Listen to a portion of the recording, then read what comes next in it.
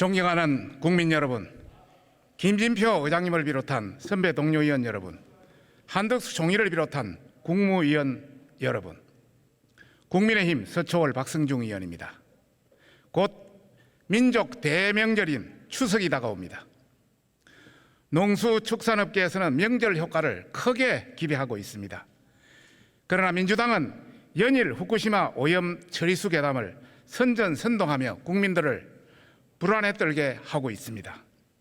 한편 가짜 뉴스로 천인공노할 대선 공작 사건도 불거지기도 했습니다. 정부와 국민의힘은 가짜 뉴스와 괴담을 선전선동하는 후한무치한 세력들에게서 대한민국을 반드시 지키도록 하겠습니다. 한덕수 총리님 앞으로 나와주시기 바랍니다.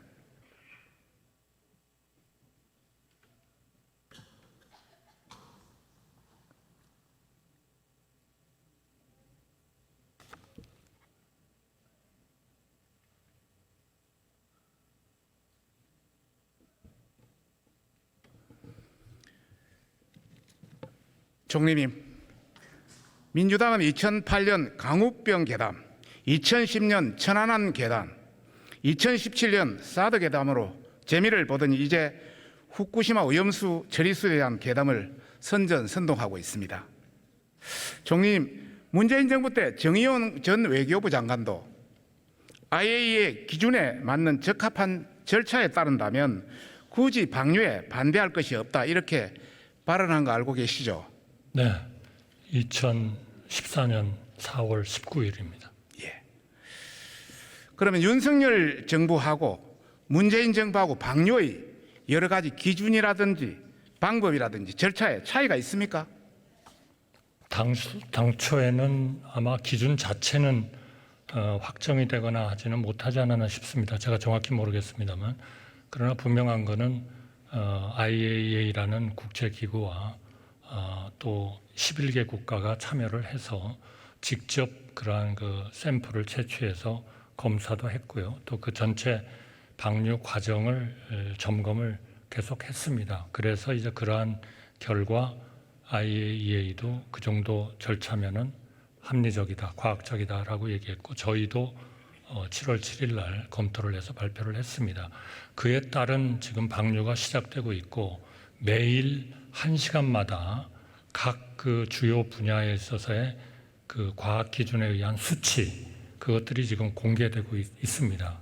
그리고 일정한 시간마다 데이터로서의 그러한 그 데이터가 저희한테 전부 다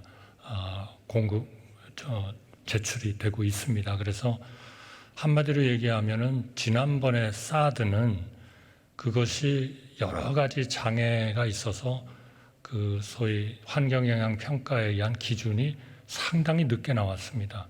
근데 이번에는 방류와 동시에 모든 기준이 1시간마다 나오고 있기 때문에, 말하자면 사드에서 환경영향 평가에 의해서 몇 년 뒤에 나왔던 그 결과가 지금은 실시간으로 거의 나오고 있다, 이렇게 말씀드릴 수 있겠습니다. 그래서 그런 과학자들은 언제라도 그 데이터와 그런 그 실시간으로 제시되는 그 데이터를 가지고 분석할 수도 있고 검토할 수도 있습니다.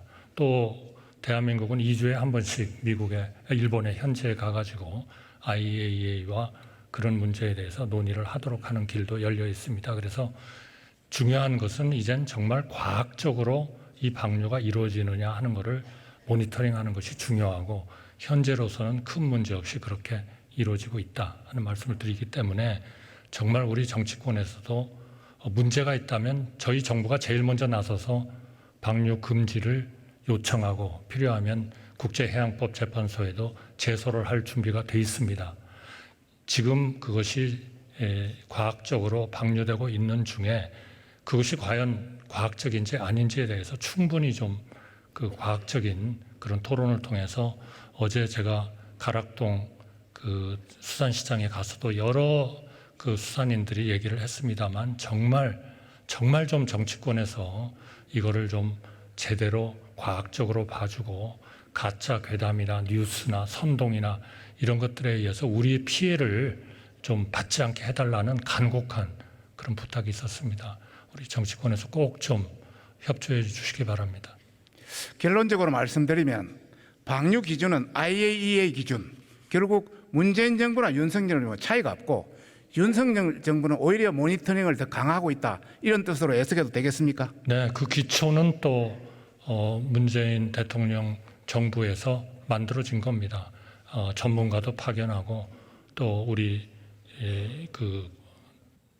방사능 관련 기관이 IAEA하고 같이 검토도 하고 하는 그 체제가 다 우리 문재인 대통령님 때 만들어졌기 때문에 그 점에서는 정말 저희가 감사하다는 말씀을 드리고, 저희는 그것을 절대로 원래의 취지대로 어긋나지 않도록 최선을 다해서 모니터링하고 있다는 말씀을 드리겠습니다.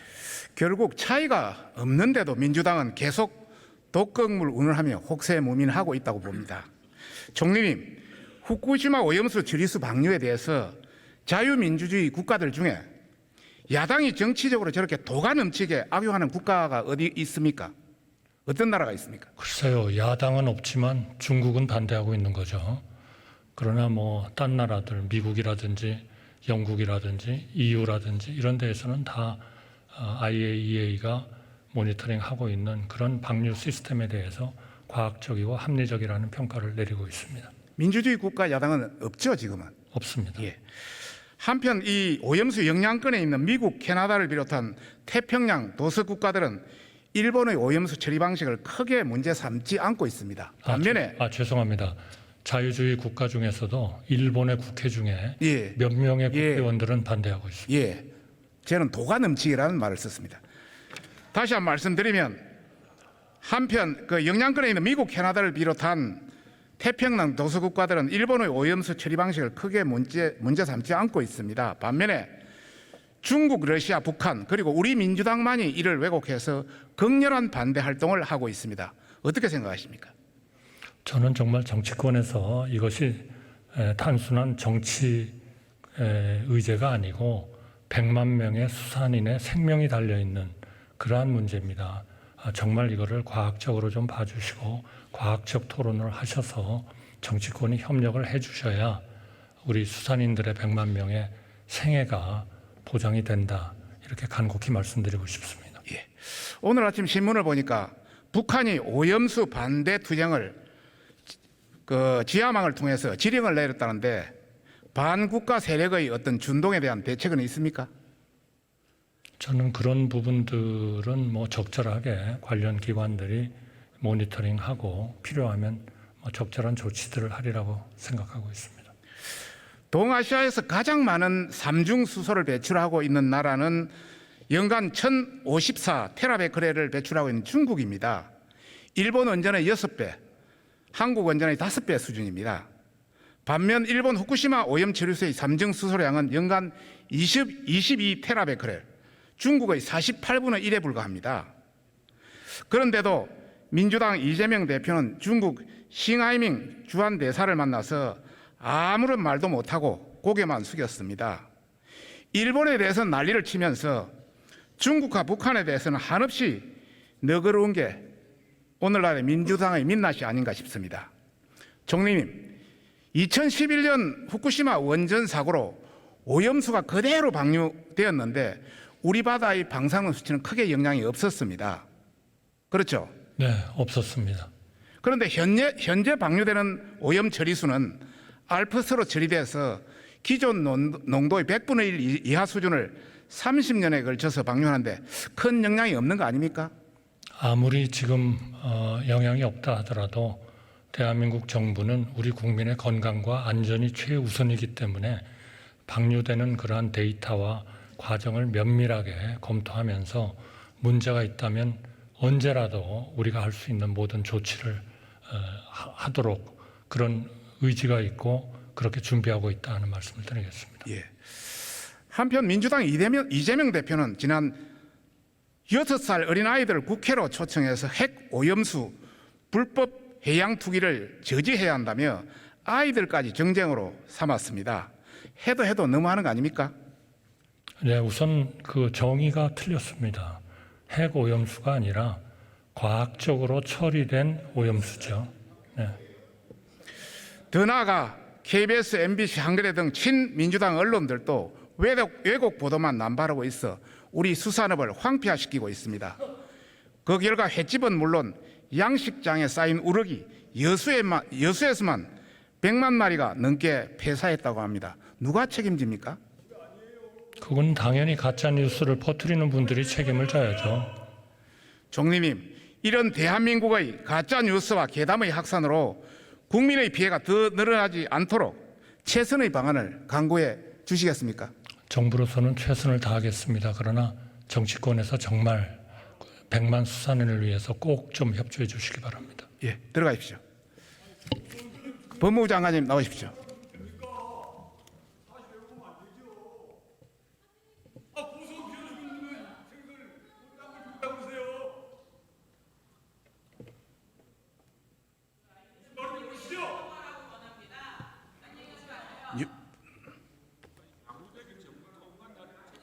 장관님, 예. 대선을 가짜 뉴스로 오염시킨 천인공노할 사건이 드러났습니다. 윤석열 몸통 대장동 가짜 뉴스 소식 보고받으셨죠? 검찰에서 열심히 수사 중인 것으로 알고 있습니다. 예. 권성동 의원께서 말씀하셨는데 크게 중복 안 되는 선에서 말씀드리고자 합니다. 이 사건은 김만배 씨가 대선을 앞두고 2021년 9월 불거진 대장동 의혹의 방향을 이재명 민주당 후보에서 윤석열 국민의힘 후보로 돌리기 위해서 기획한 것이라는 관련자의 진술과 정황을 검찰이 확보했다고 신문에 보도가 났습니다. 혹시 보고받으셨습니까? 구체적인 수사 내용을 법무부 장관이 말씀드리기는 어렵습니다. 알겠습니다. 아시다시피 지난 대선 3일 전 작년 3월 6일입니다. 뉴스타파에서 대장동 몸통은 윤석열이다 라는 식의 가짜 뉴스가 터졌고 실제로 이를 믿는 국민이 37.9%가 된다는 여론조사도 그 당시 나왔습니다. 또 신앙님이라는 사람은 뉴스타파의 전문위원이고 민노총 언론노조 위원장 출신인데 기사를 대가로 책값 명목으로 1억 6천을 받았다고 합니다. 세상에 책값이 1억 6천이라뇨. 이 돈은 책값이 아니고 김만배 씨가 이재명을 위해 돈으로 언론 기사를 매수한 것으로 보입니다. 장관님 어떻게 생각하시죠? 본인은 책 3권 값이라고 말하고 있는 것으로 알고 있습니다. 더 심각한 문제는 처음 뉴스타파가 대선 3일 전에 허위 가짜 뉴스를 3월 6일 날 퍼뜨리고 그 다음날 MBC가 받아서 하루에 무려 톱 뉴스 4꼭지를 내보냈습니다. 거기에 따라서 KBS, JTBC 등과 온라인, 재방 등으로 끝도 없이 가짜 뉴스를 퍼뜨렸습니다. 그리고 이재명은 이 뉴스타파 기사를 링크하며 널리 알려달라고 했다고 합니다. 이것은 완전 가짜 뉴스를 이용한 대선 공작 사건입니다. 장관님, 이런 가짜 뉴스 숙주, 뉴스타파를 버젓이 포털 네이버의 최상단인 컨텐츠 제휴, CP라고 그럽니다. 를 해주어서 대선 여론 조작을 할 수 있게끔 한 책임은 네이버에도 있다고 봅니다. 네이버 및 뉴스제휴평가위원회 유착관계도 철저하게 조사해야 한다고 보는데 어떻게 생각하십니까? 법무부 장관이 말할 부분인지는 잘 모르겠습니다. 예. 만약에 법적 책임이 있다면 책임져야 되겠죠. 그것도 역시 구체적 사안이니까 제가 그렇게 또한 말씀드렸습니다. 이 사건은 천지가 경악할 만한 가짜뉴스 대선 공작입니다. 뉴스타파는 언론사가 아니라 가짜뉴스 숙주로 전락했으므로 배업 등 강력한 조치도 사실 검토돼야 된다 봅니다. 물론 이거는 장관님의 역할은 아닙니다만은. 그리고 관련되는 MBC, KBS, JTBC 등도 조사 결과에 따라서 책임을 져야 한다고 생각합니다. 어떻게 생각하세요? 검찰이 그런 부분까지 감안해서 지금 충실하게 수사 중이고 진실이 규명되고 책임을 물을 거라고 생각합니다. 알겠습니다. 들어가십시오. 총리님,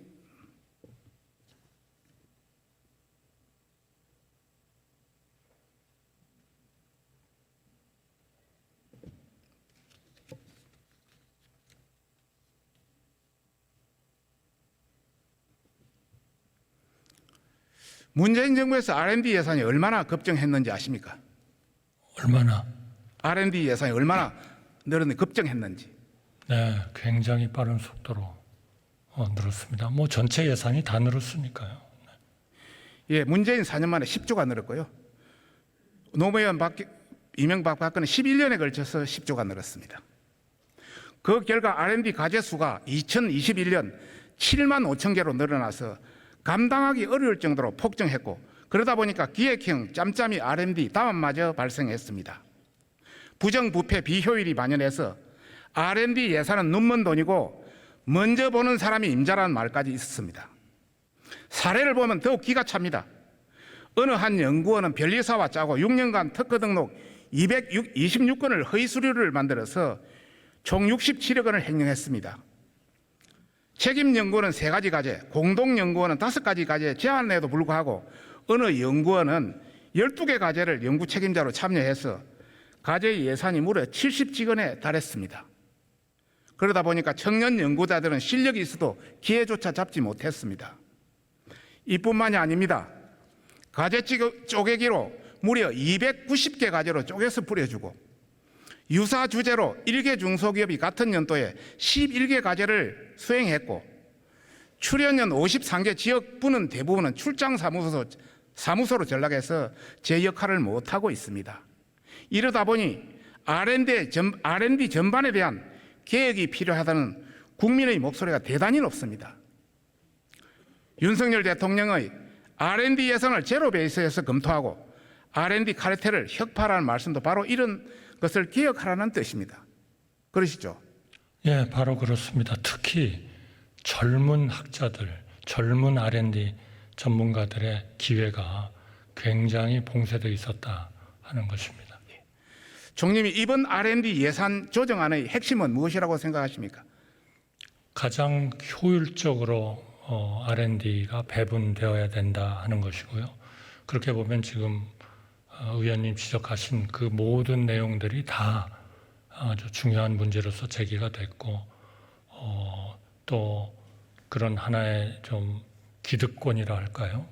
뭐 카르텔이라고 할까요? 이런 것들이 아주 좀 이런 데 대한 하나의 그 비판이 굉장히 과학계에도 아주 굉장히 강했다. 그 점에 대해서 정부로서 정말 어려운 일이고, 이런 R&D 예산 같은 거야말로 얼마나 그 근본적인 목적이나 취지는 좋은 일입니까? 많이 배분을 해가지고 우리 산업의 장기적 경쟁력을 높여야 되는데, 실질적으로 그것이 돈이 들어가는 만큼 전혀 효율이 나오지 않는다 하는 문제가 있었기 때문에 제로 베이스에서 고통스러운 그런 재조정 작업을 거쳤다 하는 말씀을 꼭 좀 우리 국회에서도 좀 이해해 주셨으면 좋겠습니다. 요약하신다면 지금까지 관행적으로 나눠 먹던 R&D 예산은 줄이고, 초인류 경쟁력 분야라든지 미래 전략 기술 분야라든지 또 주력 산업 초격차 분야라든지 또 도약 성장, 고속 도약 성장 담보 기술 분야라든지 이런 데 집중 지원해서 세계 최고 수준의 혁신을 하겠다는 그런 뜻 아니겠습니까? 거기에 또 최고의 기술을 가진 국제적인 협력도 R&D 협력도 좀 새로운 시각에서 보고 좀 과감하게 하자 하는 그러한 내용도 담았습니다. 네. 그런데 민주당은 반성은커녕 이재명 당대표 취임 1주년 기념 기자 간담회에서 정부의 R&D 예산 조정을 두고 R&D 예산을 대폭 삭감한 것은 참으로 황당한 일이다, 이런 어처구니 없는 소리를 하고 있습니다. 그동안 디지털 뉴딜이라는 이름하에 문재인 정부에서는 단기 알바 가짜 일자리 예산을 R&D 예산이라고 남발한 민주당이 이런 이야기를 하니까 국민들도 의의가 없다고 이야기하고 있습니다. 총리님, R&D 예산의 부패 카르텔과 낭비 비효율 문제에 대해서는 앞으로도 계속 개혁해야 되는 것 아니겠습니까? 네, 이번에 기초서부터 완전히 다시 한번 제로 베이스에서 검토를 했고요. 또 이것이 운영되는 것을 보면서 계속 그러한 검토가 계속되어야 된다고 생각을 합니다. 금액은 조금 줄었지만 우리 R&D에 대한 성과, 그리고 임무지향적인 이러한 R&D 프로젝트의 추진을 통해서 특히 젊은 유능한 이러한 과학자들 또 R&D 전문가들이 충분히 들어와 가지고 우리의 전체적인 R&D 능력은 국가적으로 굉장히 저는 증진이 될 거다 이렇게 생각을 하고 있습니다. 물론 더 많으면 좋다, 많으면 많을수록 좋다.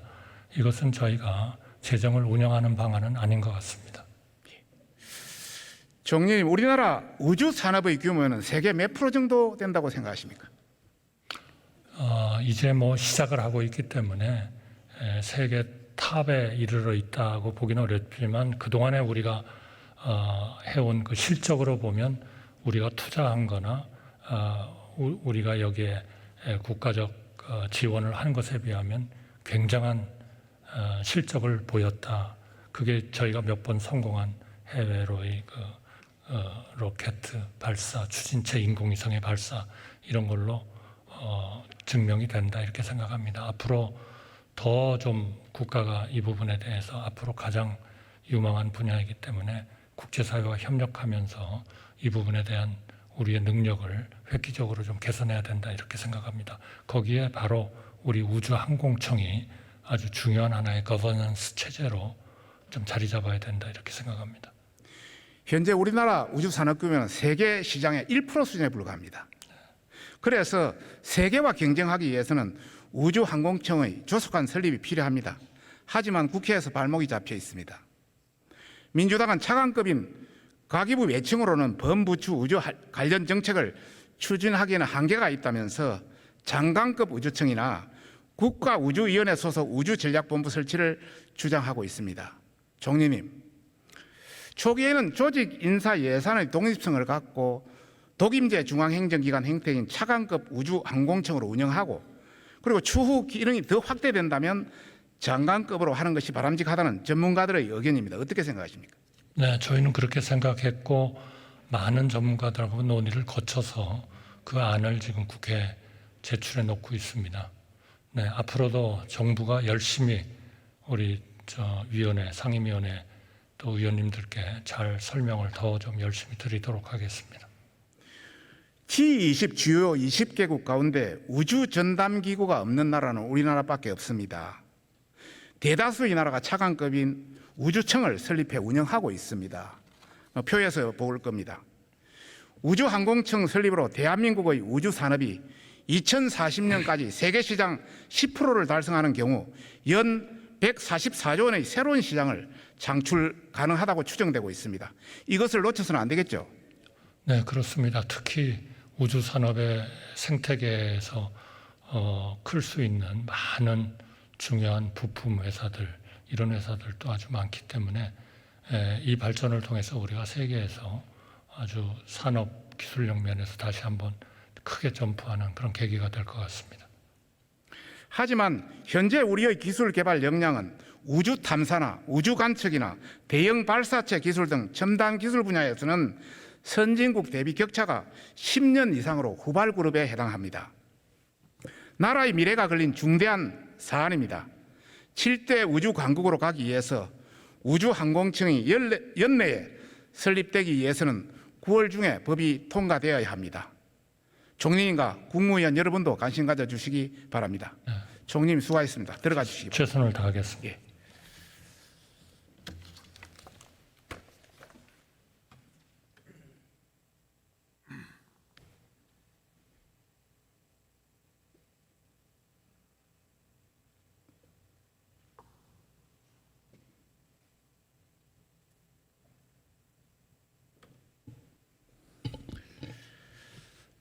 국민 여러분, 민주당은 터무니없는 주장으로 우주항공청을 가로막는 등 사사건건 국정과제를 발목 잡고 있습니다.